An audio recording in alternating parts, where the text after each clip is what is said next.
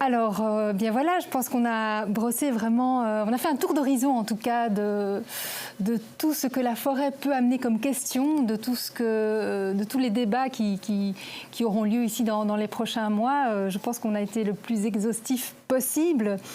Nous allons conclure cette séance avec Pascal Lambert, qui est l'inspecteur général du département de la nature et forêt du service public de Wallonie. Bienvenue Pascal Lambert. Alors vous êtes récemment entré en fonction. C'est donc une belle occasion pour ceux qui ne vous connaissent pas encore de faire connaissance avec vous aujourd'hui. Vous avez un lien fort avec le monde rural puisque vos deux grands-pères, encore une fois des grands-pères, étaient agriculteurs et forestiers. On a beaucoup parlé des grands-pères aujourd'hui. Vous avez étudié à Gembloux pour devenir forestier, mais vous êtes finalement investi dans l'informatique, dans le support, comme enseignant d'abord, puis au sein de l'administration régionale, fédérale, tout en gardant un pied dans la forêt. Vous étiez exploitant forestier en activité complémentaire.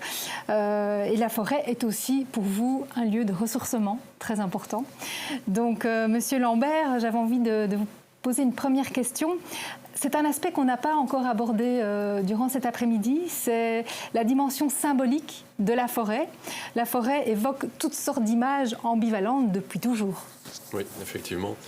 Je pense que tout d'abord, je voudrais dire que c'est un peu difficile de conclure avec un après-midi aussi dense, avec des intervenants aussi motivés et enthousiastes. Je pense que c'est vraiment intéressant.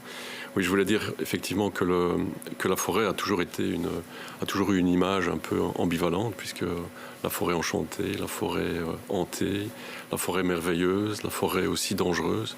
Et on l'a encore vu ces dernières 2 années avec la crise sanitaire, que finalement la forêt est aussi un réservoir formidable de vie et aussi un endroit où on peut se ressourcer. Et donc, quelque part, c'est pénétrer cette forêt, c'est aussi se confronter à soi-même. Donc ça, je pense que c'est effectivement quelque chose d'important. Alors, un deuxième élément aussi sur lequel vous aviez envie d'insister, c'est la perception de la forêt qui change. On l'a bien entendu ici tout au long de l'après-midi. Elle est fréquentée par des publics de plus en plus diversifiés. Les attentes quant à son évolution sont multiples. Donc, effectivement, tout ça influe notre façon de voir, d'appréhender cet écosystème particulier. Oui. Les rencontres que l'on peut faire dans les forêts sont nombreuses maintenant, c'est sûr. Et je ne vais pas m'engager dans essayer de définir l'ensemble des parties prenantes, au risque d'en oublier l'une ou l'autre. Mais c'est clair que le monde contemporain a un peu modifié la perception initiale de la forêt, puisque quelque part, autrefois, on la considérait comme un endroit nourricier, un endroit où on produisait un élément important qui est le bois en termes de matériaux de construction. Peu de population y avait accès.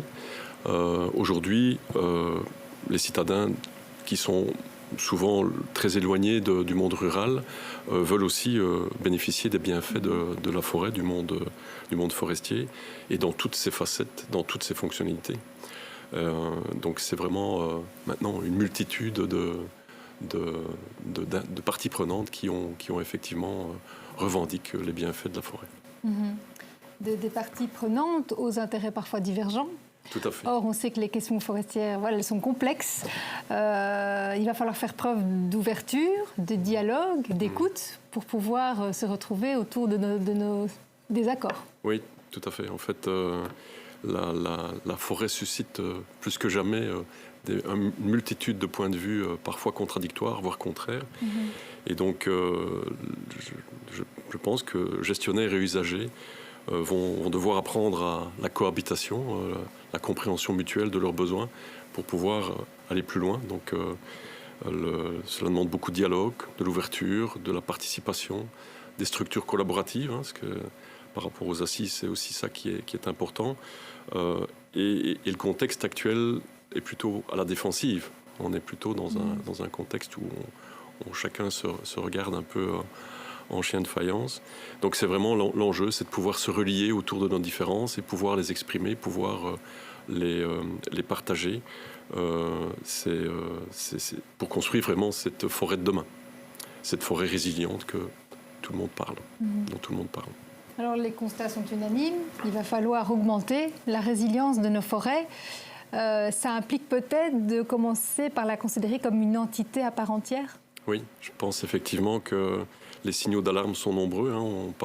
On a vu au cours de cet après-midi, perte de biodiversité, changement climatique, dépérissement, déséquilibre forêt-gibier, autres déséquilibres avec d'autres pathogènes ou ce genre de choses. Quelque part, l'avenir de la forêt s'inscrit dans une temporalité que la rationalité humaine a difficile à se rendre compte, puisqu'on vit dans un monde instantané, on vit dans un monde virtuel, donc la société connectée, c'est des choses qui sont là tous les jours. Donc on doit vraiment réfléchir à augmenter cette résilience de nos forêts pour éviter leur effondrement. Hein. On a entendu aussi dans des intervenants qui parlaient de cet effondrement. Donc il faut qu'on réfléchisse ensemble à construire cette nouvelle forêt. Et l'avenir de la filière forestière est intimement lié à l'avenir de la forêt. Je pense que les changements qui la menacent doivent aussi nous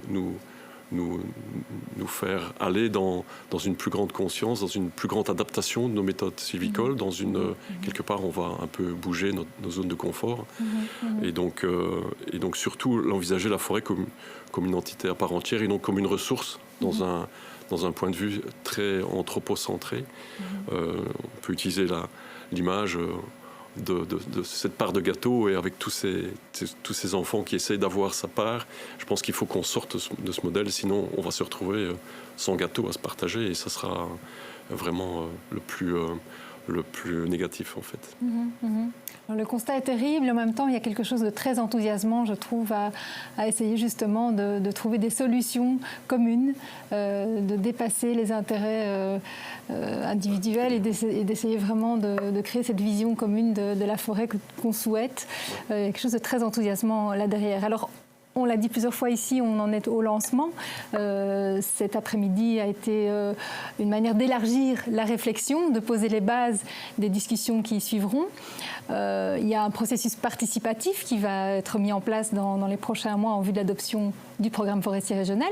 Comment ça va se passer concrètement la suite ?